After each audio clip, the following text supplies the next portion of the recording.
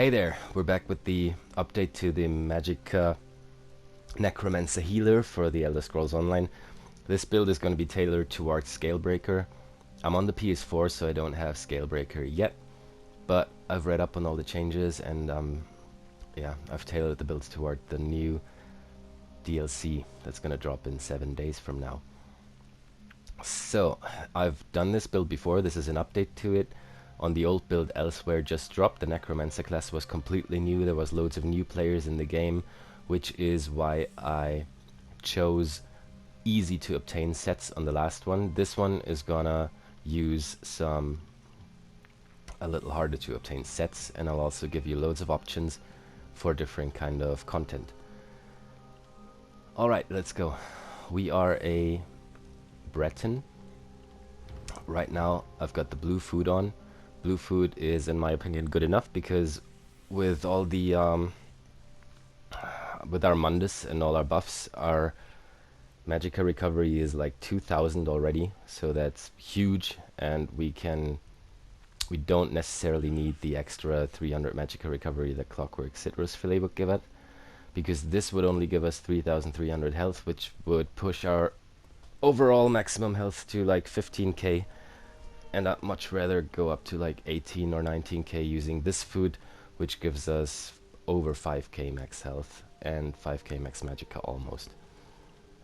For potions, just since we're already here, use anything that'll restore magicka and potentially increases your magicka recovery. That could be these crown tri-restoration pots, it could be essence of magicka, the usual magicka trash pots, or the spellcaster elixir.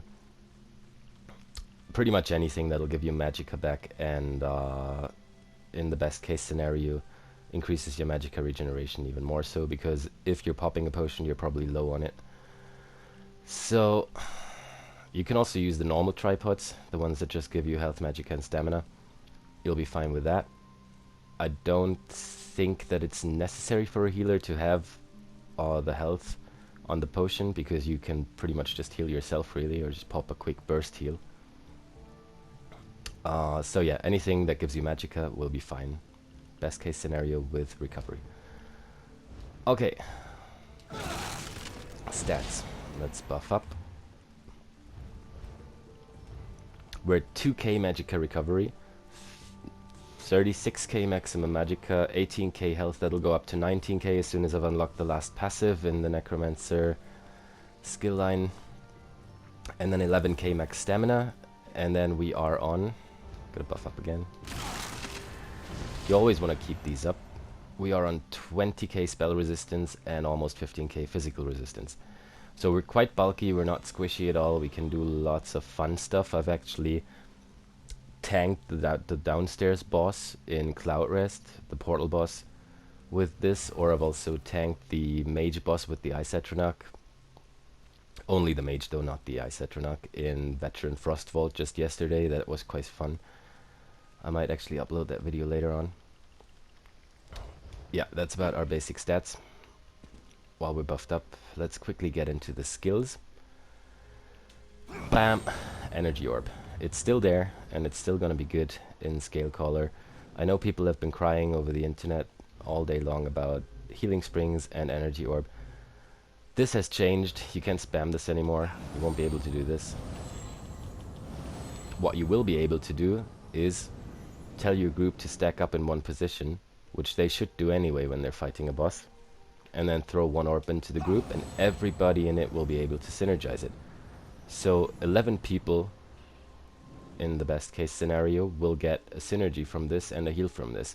Whereas before, while you were spamming them, one guy would get some, another guy, maybe a third guy, and maybe a fourth guy. Now it's going to be 11 people if your group is playing well and stacked up. And if you're doing trials where you split, you've got 2 healers. So still, everybody's going to get some. This comes from the Undaunted skill line, and what it does is it sends this orb flying over the ground, and everybody in your team can use the Healing Combustion synergy that heals them and restores magicka or stamina. Then you've got Healing Springs. This has also been changed. You used to be able to spam this, just like this, stack one over the other, which you won't be able to do anymore. In fact, when you do one and then try to do another one over here, this one would disappear. You can only have one at a time, but therefore it'll last longer and the healing is going to be stronger. And it'll heal everybody inside of it and give you resources back for everyone you healed. This comes from the Restoration Staff skill line. It's the first skill actually you unlock. So morph this to Healing Springs, it's still going to be fine. Next up is our two class skills that'll be on the primary bar, Summoner's Armor and the Intensive Mender. Summoner's Armor comes from the Bone Tyrant skill line. It's the second one you unlock, and the Intensive Mender is the fourth one you unlock in the Living Death Healing skill line. Summoner's Armor is an armor you put on yourself for 17 seconds, increasing your physical resistance and spell resistance by over 5k. You've just seen that when I showed you the stats, how our resistances went up as soon as I popped the armor and buffed up. And also, while this is active, it'll reduce the cost of your Spirit Mender by 12%, which is why we have this here and this here, because Intensive Mender is the morph of Spirit Mender, so you want to do this first and then this later, because it'll be cheaper. Also, it creates a corpse when the effect completes, and we'll need these corpses for the AoE healing skill on our back bar. Intensive Mender, you conjure a ghostly spirit that'll stay by your side and heal either you or the lowest health ally every 2 seconds. It also creates a corpse on death. That's this little guy here.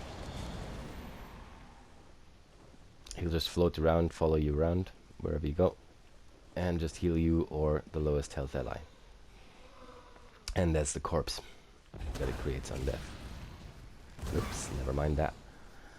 Alright, so as the last skill on the front bar, we are using Combat Prayer, which is going to be important for one of our set pieces. You slam your staff down and you basically create a healing field in front of you. It also grants Minor Berserk, Minor Resolve and Minor Ward to all your allies, increasing their damage done and their physical and spell resistance. So keep this up all the time. You're behind your group. You want to slam this down and keep that buff on them all the time. Then as an ultimate here, from the Living Death skill line, we've got Renewing Animation. This brings your allies back to life. That means 3 allies at once. It's a pretty big field. It's probably about as big as this room. I don't have my ultimate ready yet, so I can show you, but it's a huge AoE and everybody who's dead inside of it will be instantly resurrected. That can really save your ass in some of the harder veteran trials or veteran DLC dungeons. When your team is dying and you and the tank are the only ones left alive, you can just bring both DDs back to life with that ultimate. So in really hard content where people are likely to die, I'd always try and keep it ready. As I said, this comes from the Living Death skill line. It's the ultimate from here. Morph it to Renewing Animation. The other one would summon Blast Bones that are attacking people, but you wanna first of all bring your allies back from death and also restore magic and stamina for everyone you resurrect. Then we're going on to the back bar. We're still using a destruction stuff. You can also use double resto. I'll explain that later. So the first skill from the destruction stuff skill line is going to be Elemental Drain. This will inflict the enemy with Major Breach for 24 seconds, reducing their spell resistance. But more importantly, it'll give minor magic steal. So everybody who's attacking it will restore 300 magicka every second if they're damaging them. It looks like this. You've got these elemental flame thingies floating around the enemy. Then you know that it's on them. This is very helpful for magicka DDs in a boss fight because it'll give them loads of resources back and they won't have problems sustaining. Next up is our AoE heal. It's Enduring on Death. Comes from the Living Death healing skill line. What it does is it'll create an AoE field on the ground if there is a corpse. If not, it'll just be a burstish kind of heal, even though it's an AoE thing, but it won't stay on the ground. It'll just heal everyone for 6,400 health. But if there are corpses to consume, it'll stay on the area over 5 seconds, and you can consume up to 5 additional corpses to extend the duration and the heal over time. So usually in ad fights there are corpses anyway, because ads are gonna die, and the more corpses, the stronger and longer your healing field. But if you're in a boss fight, we've got Bone Armor and our Intensive Mender, which is why I chose the shorter duration Morph, because the other Morph of Spirit Mender would last longer, but this one only lasts 8 seconds. So as soon as this one falls off, you'll create a corpse on the ground. So here my Bone Armor fell off, that's one corpse, my Spirit Mender falls off, and now I do the Healing Field. It consumes 2 corpses, and it's gonna last longer, be stronger. Okay, further on the back bar. Necrotic Potency. What this does is, it'll pretty much suck up the corpses, like every dead ad that died from the ground, and it'll give you 6 ultimate back, and it'll heal you for a tiny bit. And also, while slotted, your damage taken is reduced by 3%, which is very helpful for us as well. Let me show you this. We'll quickly put our Bone Armor and our Intensive Mender up again. Wait until the corpses are dropping.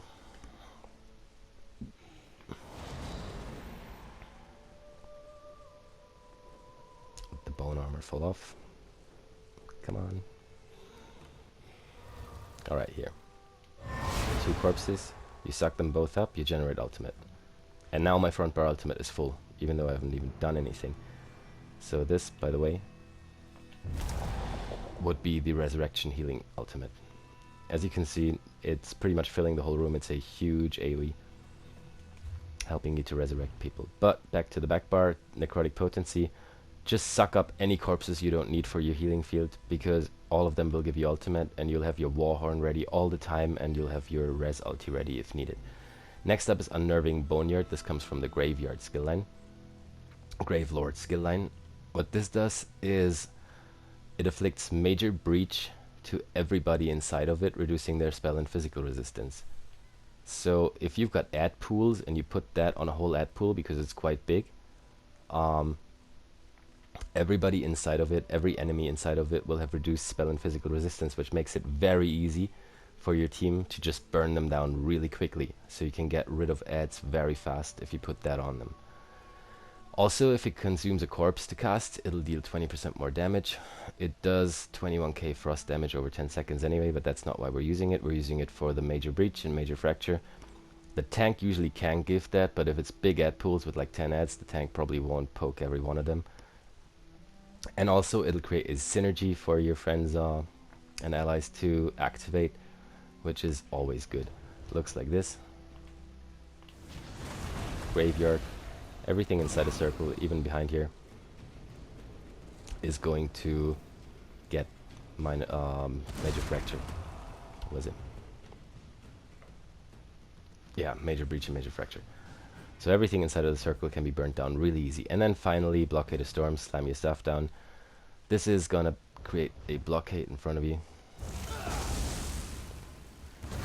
And everything inside of it will be able to set off balance, and also your glyph can proc from it.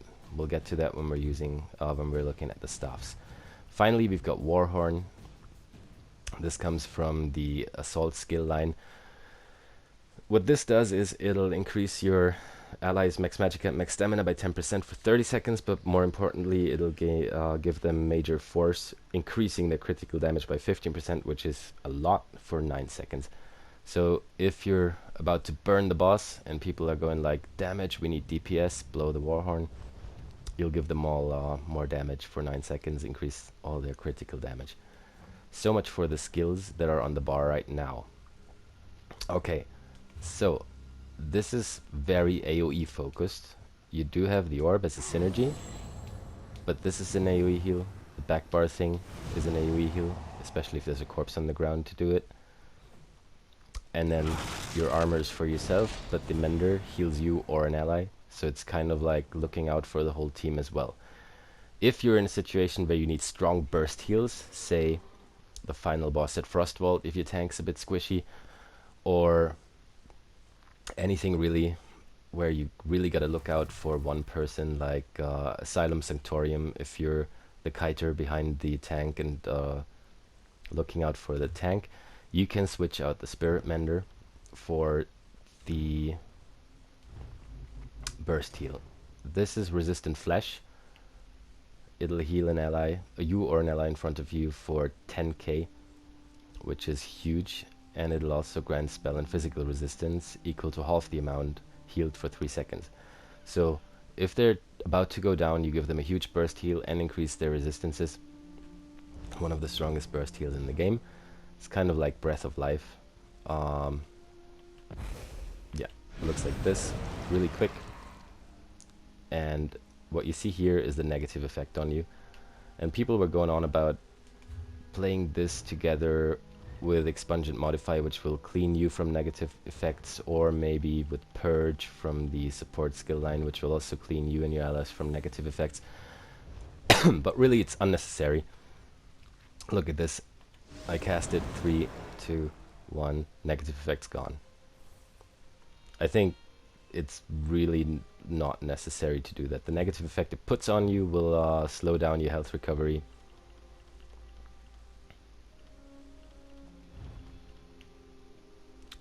Here, it puts Minor Defile on you, reducing your healing received and health recovery for 15%, but really 15% only, and it's so quick, 4 seconds. The first second you can't even see after you casted it. There goes 3, 2, 1, gone.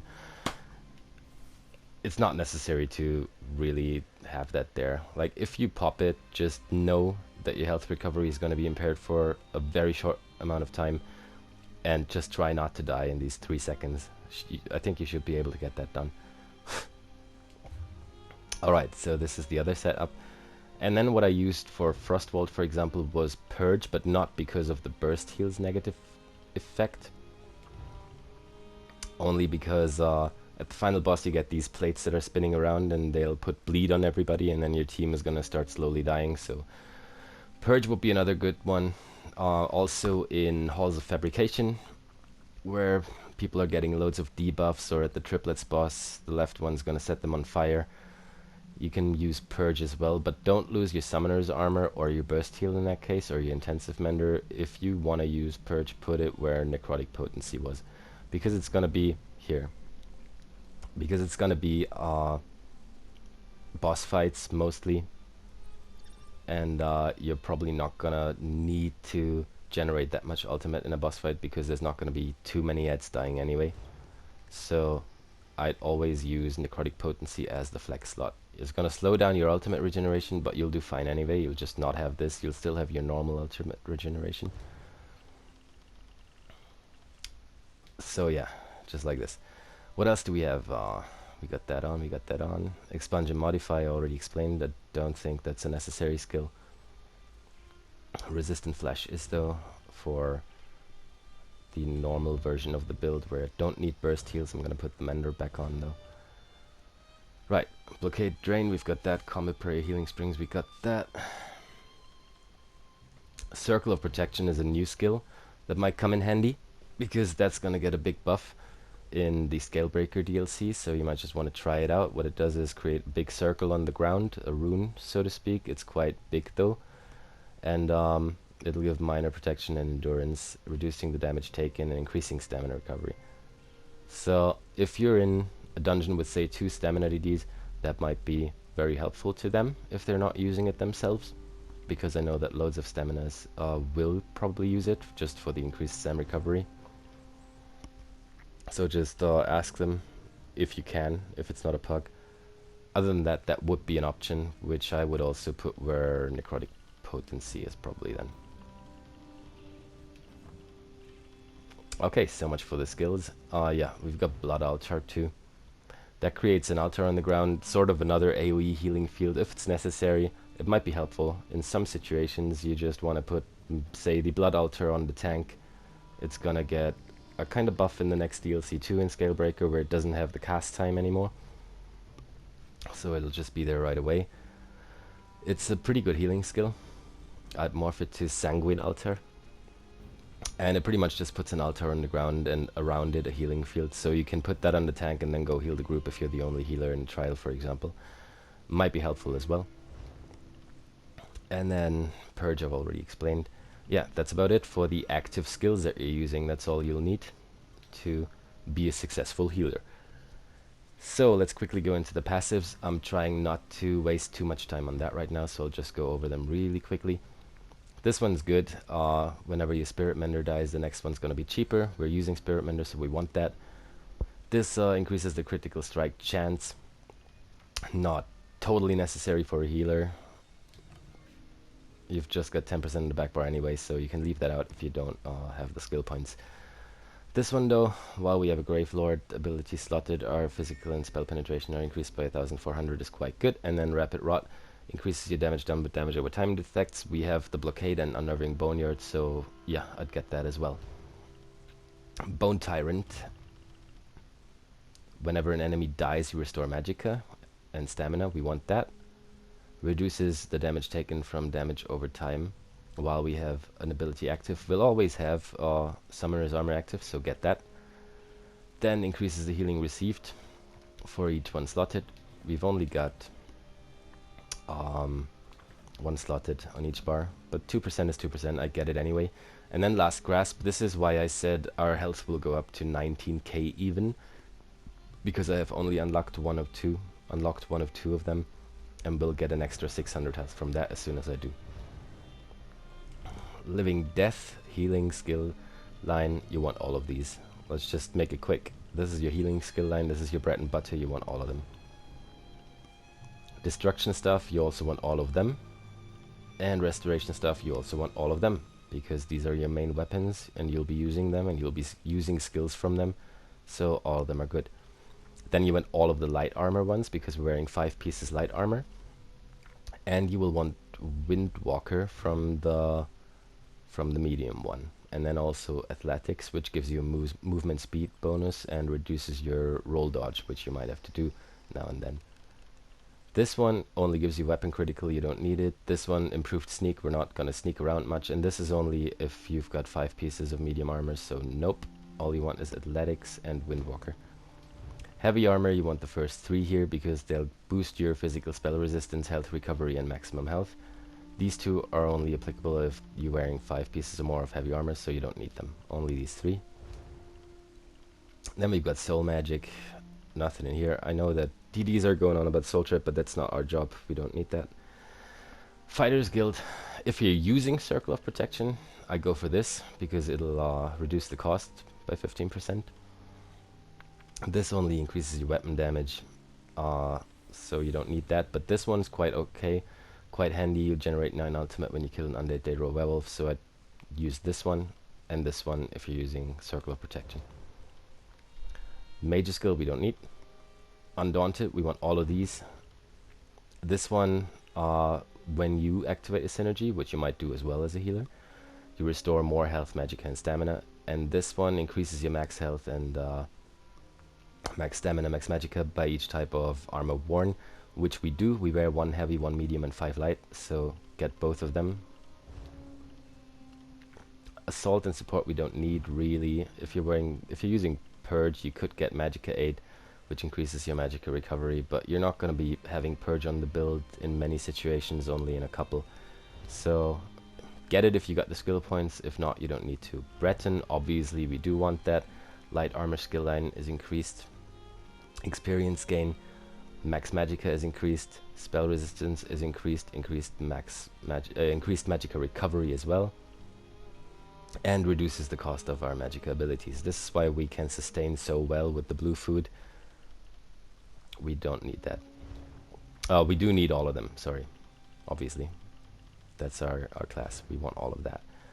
And then in alchemy, you could get medicinal use, but as a healer I don't pop potions way too often, so if you want your potions to last longer, just get it. But I don't consider it mandatory. And then there's provisioning here, which adds 5 minutes to the duration of your food, and I think 15 minutes or 20 minutes if you've got all 3 of them. So that would be something you can go for if you want to go for crafting or provisioning on that character. So much for all that. Let's get into the gear. Asylum's restoration stuff. We want this empowered with an absorb magicka enchantment. When you cast Blessing of Protection, this is Combat Prayer. The cost of magicka and stamina healing abilities are reduced by 27%. So, what do I want to do? got Combat Prayer on here. I cast this, and now the next 5 seconds, due to my Asylum's restoration stuff, my abilities are gonna cost less, which means I can have a look at my abilities. This one is about 2k magicka, this one is less, this one's 3k, this one's about 3k. They're all about 3k, between 2 and 3k, and then, oh, this one's almost 4k.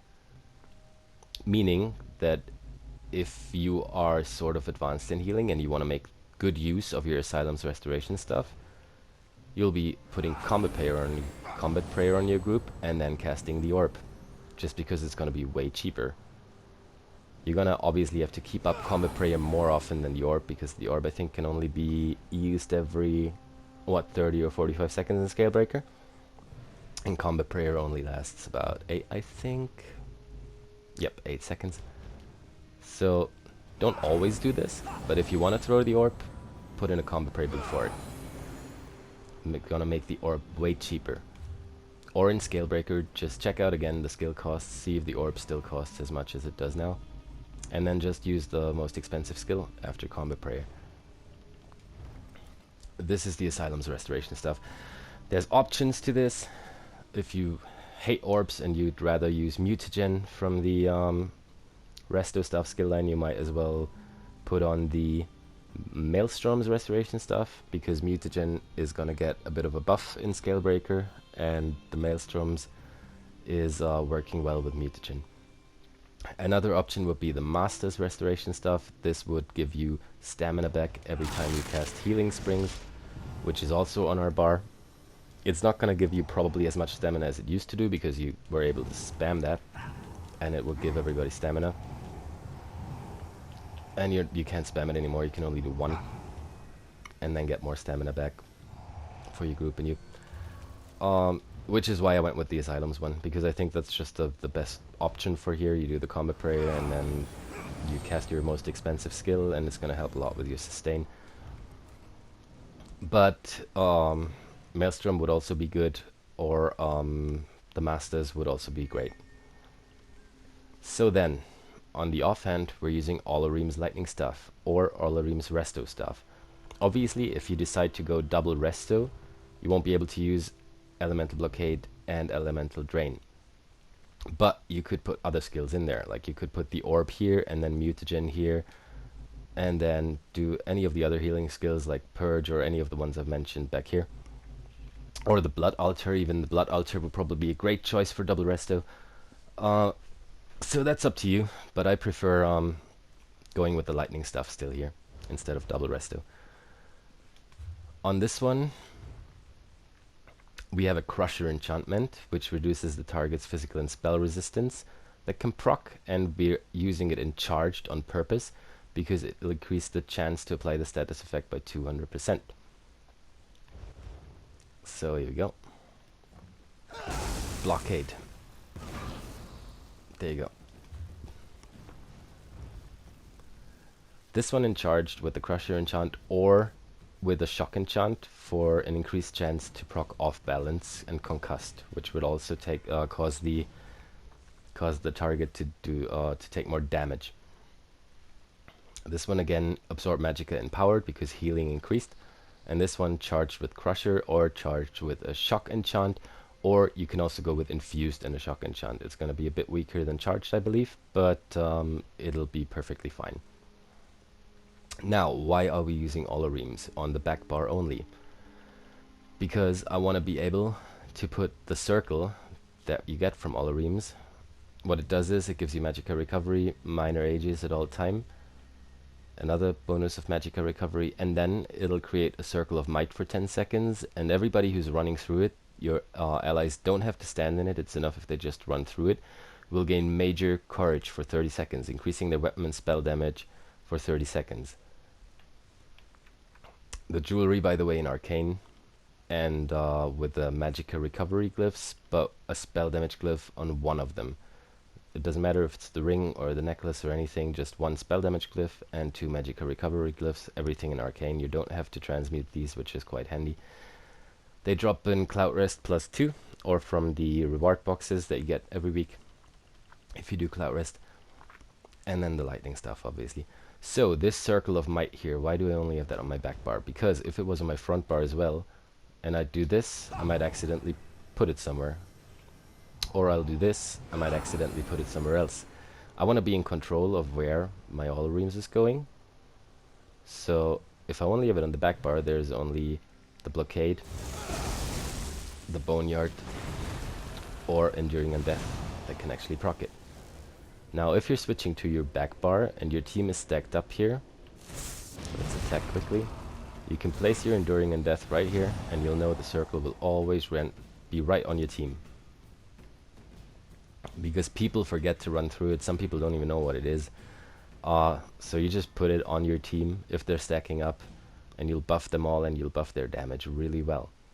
Another thing you can do if you're switching to your back bar and you don't want to waste an enduring undeath kind of, is use the boneyard. It's going to be a much smaller circle though, and you want to make sure to put the debuffs of boneyard on the target, but also to have your group get the Olarim circle. So what you'd have to do is sort of place it like this, so the target is just inside of it and the middle of the circle is on your group. That's a bit more of an advanced thing, but it works quite fine, as you'll see here. I'll just place it there. Wait, yeah. So your target is still inside of the circle, it's still getting all the debuffs, and your group can still get all of the Olarim's buffs. This one is a little harder to place. There you go. Bam. Group here, target still inside of the circle. So the point being, if you have this only on your back bar, you always know you have your 1 or 2 skills that will do the Olarim's thing, and you can always place it perfectly. Alright, moving on with the inventory. Cold Harbor's favorite on the body. I like that set a lot. You can use Yorvald's Guidance, obviously, for increased healing effects, durations. Or you could probably use Sanctuary, even though I'm not a big fan of that set, because the size of that got reduced. So it'll only work if everybody's really close together. I just really like Cold Harbor's favorite because it's kind of like a monster set in a normal set, and it's craftable and very easily to obtain. It gives you max magicka, max stamina, more spell damage, more weapon damage. Weapon damage we don't need, but everything else is great. And when you heal yourself or an ally, use Samuel Cattle's Noble Mount, who'll do like a healing circle on the ground and heal everyone inside of that for 15k health over 4 seconds. So that's huge. Like, most stamina DDs don't even have more than 15k health, maybe 17, and most magickas don't have more than 18 anyway. So you can pretty much heal someone all the way up if they just stay in the circle for the 4 seconds. It's pretty much like Botgun Night Flames. It'll randomly proc when you heal people, but you will be healing people all the time, and it will proc a lot because yeah, it's just what it does. And I've used it for a while now, and it's very good because it'll spawn on people that need the healing anyway, otherwise you wouldn't have healed them beforehand. And yeah, it's kind of like Botgun Night Flame monster set. It just randomly heals people. You don't really have to take care too much of what you're doing. You'll already be busy anyway placing your Olarim circle where you want them to be. And then that set will just help you and support you in doing everything right. Because this Necromancer Healer is sort of more advanced, really. You always need to keep your armor up. You always need to keep that up. You want to put Combat Prayer down and then throw an expensive skill on your back bar. You always want to have the Boneyard up on the ads. You always want to have the Blockade up. You want to make sure you have a corpse when you're casting Enduring Undeath, so the healing field actually comes up. And you also want to make sure that you're placing your Olarim circle where it's supposed to be. So this is not as easy a healer job as it would be on a Templar, especially before the new patch in Scalebreaker, where you just spam healing springs and throw orbs fucking everywhere. This actually requires more knowledge of the mechanics and of your character and your skills, so you do them in the right, no, I'm not going to say in the right order, but whenever they're needed. And Cadwell's is going to support you with that very well because of max stamina, max magicka, max spell damage, and your healing skills of your spell damage. And then that random healing field that's just gonna heal people. Alright, so last set, Sentinel of Rakugams. Yes, we're going for this now, not for bot guns. In Scalebreaker, this is gonna get a buff or a slight change. What it does is increase your healing done, and when you heal yourself or an ally, you have a 10% chance to summon a Dwemer Spider that'll heal them and restore stamina, which is great for stamina DDs too. And it'll do that to all the allies within 5 meters of the spider. Now the thing is, the spider used to spawn on yourself, so you kind of have to be wherever it's supposed to be. But now it'll just spawn on the ally that actually needs the healing, and then it'll stay there. It's gonna be immobile, whereas now it could just run off and do stupid stuff. But it can occur every 15 seconds, and it's gonna spawn on the enemy that needs the healing, and then it's gonna stay on the enemy that needs the healing. So it's pretty much stronger than bot guns now, I believe. And that's why we're using this in Scalebreaker. So we've gone over all of the gear, over the skills, over everything. Let me quickly show you some other stuff there. As I said, Combat Prayer first, expensive skill later, always keep that stuff up. If you're coming to your back bar, open up with Unnerving Boneyard, put the All-Rim circle down, get a light attack in, get Alley Drain on, another light attack, and then you blockade. This is sort of like a Magicka DD thing, and then if the corpses drop, obviously, I was too slow, but create your healing field. So this is kind of like a bit of a back bar rotation. There. Light attack, Alley Drain, light attack, blockade. As soon as the thing dies, healing field. Back to your front bar. Cast Healing Springs, put Combat Prayer down, throw the expensive skill. Keep your armor up, keep your Mender up. Back bar. Alley Drain, blockade. Don't get stuck with this though. Corpse dead. Because if you're getting stuck on this, then you're always gonna try to do that rotation thingy, but it's good for opening boss fights. And then you just gotta be versatile, because that's your healer. That's your job as a healer. You don't just stand there and follow a rotation. You gotta check out what people actually need. But it's a good way to open up on the back bar. So, different sets, last part of the video right now.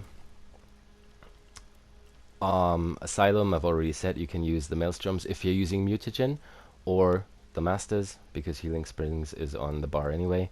I just prefer Asylums. Oloremes I would not switch out if you don't have Oloremes though. There is another set that gives about the same buff. Let me see if I even have it. Yeah, here, that's Spell Power Cure from White Gold Tower. It adds Max Magicka, Max Magicka. You're missing out on the Minor Aegis, or what it was, the rate buff. Spell damage, and then you also give people Major Courage for 10 seconds only, not 30 seconds. And that is if you heal someone who is at 100% health. So this is kind of like the smaller version of Oloremes. I prefer Oloremes because it's not just depending on if somebody has 100% health or not, and it lasts for 30 seconds, and you have a circle that you can actually place. But if you don't have Oloremes, you can go for Spell Power Cure, and that'll be a good set to replace that. And then for the body, where we're using Cold Harbor's Favorite, there are a couple other options as well. Namely, Mending would be one of them. You could use that instead of Cold Harbor's Favorite if you wanted to. And obviously Yorwald's Guidance. Let me see if I have any piece of Yorwald's here. Yep, there, the rope. This one gives you Magicka Recovery, Healing Done, and increases the duration of all major buffs and minor buffs and damage shields by 40%. So this is quite good. This will make all reams last longer, will make all the buffs, minor or major, last longer. If you don't want to use Cold Harbor's Favorite, you can go for that. That'll probably be the best in slot choice to go for then. Obviously, you can also still use Warm Cult, which we had on the build before. This one gives you spell damage, Max Magicka, Magicka Recovery, and it reduces the cost of Magicka abilities for the whole raid group, pretty much 11 people. This set kind of depends on whether you have loads of Magicka DDs in your group, though. Because if you're running a trial group with 12 people and there's only like 2 or 3 magic DDs and the rest of them are staminas, then nah, it's not gonna be good. There is a stamina version of this, but it's a medium set, so you don't really want to play it on the healer's body. You'd have to swap it out for Oloreems, which I would not do, because Oloreems is strong and the best in slot set, really. But that would be Hircine's from Celine's Web. Hircine's lightning stuff, Hircine's restoration stuff. This gives you a lot of stamina bonuses, and it'll reduce the cost of stamina abilities by 4% for you and up to 11 group members. It's pretty much the same thing, but you'd have to play it on the resto and lightning stuff.